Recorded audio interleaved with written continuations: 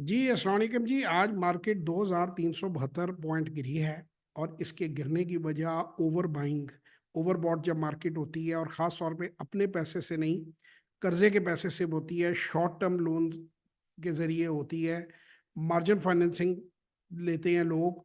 और अक्सर लोग अपनी कैपेसिटी ब्रोकर जिसमें हवा देते हैं और कहते हैं अपनी कैपेसिटी से बढ़ के काम करें। और जब आप अपनी कैपेसिटी से बढ़ के काम करते हैं, कर्जा लेते हैं या फ्यूचर्स में आते हैं, तो फिर आपको आपकी वैल्यूएशन जब घटती है तो आपका माल जो है वो कर्जा पूरा करने के लिए बाई फोर्स बिक जाता है। और जब सेलिंग प्रेशर आता है तो मार्केट्स गिरती हैं।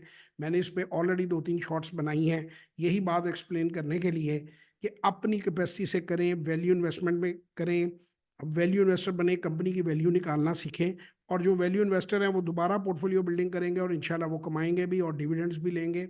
और ये एक बहुत अच्छा काम है, इसमें बहुत पोटेंशियल है, लेकिन लालची लोगों के लिए नहीं है।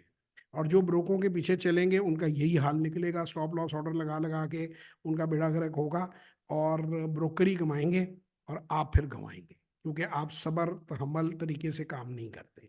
बहुत शुक्रिया।